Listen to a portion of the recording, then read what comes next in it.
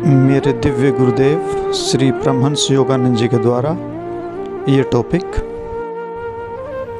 अति भोग आत्मा को दास बनाता है। भाव का पूर्ण नियंत्रण,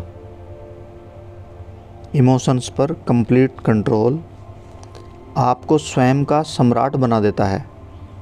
कदापि किसी वस्तु के व्यसनी न बने अथवा किसी आदत से बंधे नहीं। कॉफ़ी पीने का आवश्यक रूप से अर्थ यह नहीं है कि आप इसके दास हैं, परंतु यदि आपको अपनी कॉफ़ी पीनी ही पड़ती है तब वास्तव में भाव ने, इमोशंस ने, कॉफ़ी के टेस्ट ने आपको दास बना लिया है। जैसे ही आप कहते हैं नहीं, मुझे इसकी आवश्यकता नहीं है, इसको अपने बंधन का अंत बन जाने दें। मैं किसी वस्तु को स्वयं को बांधने नहीं देता। मैं कुछ आनंददायक वस्तु खा या पी सकता हूँ और फिर इसके लिए सारी इच्छा को त्याग देता हूँ। इसका विचार उसी क्षण चला जाता है। इस प्रारंभ राग यानी कि पसंद और द्वेष यानी कि नापसंद की आवश्यकताओं को पूरा न करने से करें और वही प्रशिक्षण अपने बच्चों को दें। जब आप कहते हैं तुम क्या खाना पसंद करोगे, क्या तुम्हें पालक पसंद है? यदि तुम्हें यह पसंद नहीं है तो तुम्हें यह खाना नहीं पड़ेगा। तो आप अपने बच्चों को बिगाड़ते हैं। ऐसी कृपा के द्वारा आप अपने बच्चों को शारीरिक संवेग यानी कि इच्छा की दशा का दास बना देते हैं। आप कह सकते हैं, यदि हम अपनी भावनाओं और पसंद और नापसंद को हटा दें तो क्या हम मूक पदार्थ की भांति संसार के लिए बेकार नहीं हो जाएंगे? क्या यही पतंजलि हमें सिखाते हैं? नहीं, वे कहते हैं जब आप अपनी भावनाओं पर नियंत्रण प्राप्त कर लेते हैं तो आप अपने सच्चे स्वरूप में रहते हैं। आत्मा का सच्चा स्वरूप परमानंद, ज्ञान, प्रेम और शांति है। यह सुख की ऐसी अवस्था है, चाहे आप जो चाहें कुछ भी कर रहे हों, आप उसका आनंद लेते हैं। कहीं भी संतुष्टि प्राप्त करने में असमर्थ एक अशांत दानव की तरह संसार में भटकते रहने की अपेक्षा क्या यह अधिक अच्छा नहीं है? जब आप अपने सच्चे स्वरूप में स्थित होते हैं तो आप प्रत्येक कार्य और समस्त अच्छी वस्तुओं का आनंद ईश्वरीय आनंद के साथ लेते हैं। उनके मतवाला बना देने वाले परमानंद से भरपूर आप सभी कार्यों को आनंदपूर्वक पूरा कर सकते हैं। अनेक लोग सोचते हैं कि हिंदू इच्छा की समाप्ति का कल्पित परिणाम एक प्रकार का मानसिक विनाश सिखाते हैं। इसके विपरीत हिंदू दर्शन, इंडियन फिलॉसफी का लक्ष्य स्थायी परमानंद है। अस्तित्व को समाप्त कर देने में कोई स्वतंत्रता अथवा प्रसन्नता नहीं है। इसका विचार मात्र ही पीड़ादायक है। आप एक ऐसा आनंद चाहते हैं जो कदापि बासी न हो, और वही प्राप्त करने की संत पतंजलि आपको शिक्षा देते हैं कि आप उसे अपनी सच्ची आत्म प्रकृति में स्थापित होकर प्राप्त कर सकते हैं। एक संतुलित मनोवृत्ति आत्मा की जागरूकता को पोषित करती है। तब प्रश्न आता है कि यदि हम इच्छाओं और भावनाओं को निष्प्रभावी कर दें तो हम वास्तव में किसी वस्तु में रुचि कैसे ले सकते हैं? आपने उन लोगों को देखा है जो कि कुछ भी कार्य वे कर रहे हैं बिना किसी रुचि के करते हैं। उनका कार्य एवं मनोवृत्ति इसे दर्शाते हैं। जब तक वे कह सकते हैं कि वे अपना काम धंधा तो कर रहे हैं, उन्हें परिणाम से कोई प्रयोजन नहीं, परंतु प्रेमी अपनी प्रेमिका के लिए अत्यंत कठोर और शुद्ध अंतःकरण से परिश्रम करता है। वह अपनी अपेक्षा उस व्यक्ति के लिए और अधिक कार्य करेगा जिसे वह प्रेम करता है। ईश्वर की सेवा करने के लिए यही मार्ग है। और इसी प्रकार हम अनुभव करेंगे, यदि हम ईश्वर से प्रेम करते हैं, हम उनके लिए आनंदपूर्वक कार्य भी करेंगे। एक चरम सीमा पर कुछ ऐसे लोग हैं जिनका विचार है कि जीवन में आगे बढ़ने के लिए उन्हें बिना रुके स्वचालित यंत्रों की भांति, रोबोट की भांति कार्य करना चाहिए।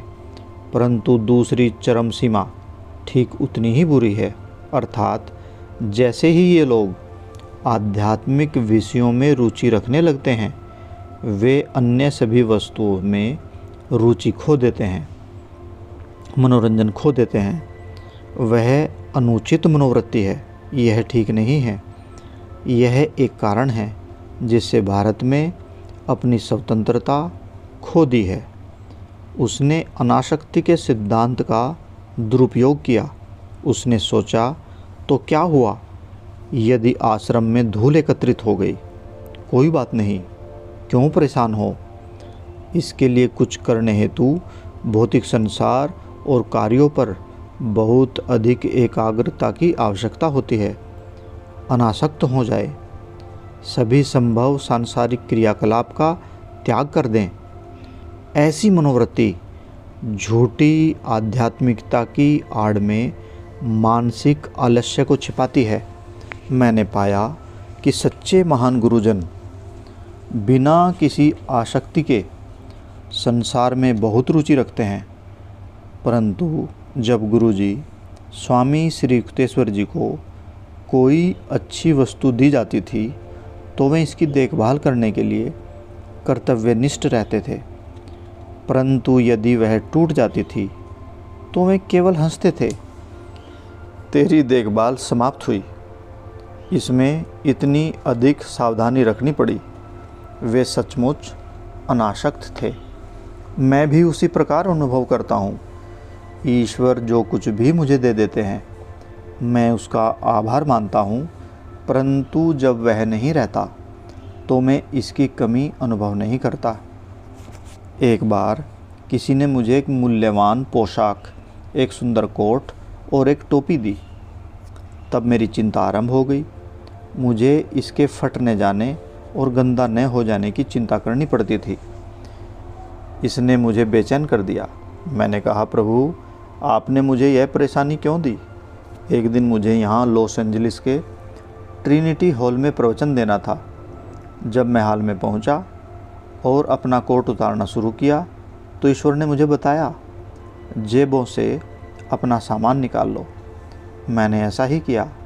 प्रवचन के बाद जब मैं सामान घर यानी क्लॉक रूम में वापस आया तो कोट गायब था। मैं रुष्ट था और किसी ने कहा, चिंता मत करें, हम आपको एक और कोट ले देंगे। मैंने उत्तर दिया, मैं इसके लिए रुष्ट नहीं हूँ। मैंने अपना कोट खो दिया है, अपितु इसलिए हूँ कि जो भी उसे ले गया वह इस टोपी को भी नहीं ले गया जो उससे मेल खाती थी। अपनी भावनाओं को अपने मन पर शासन न करने दें।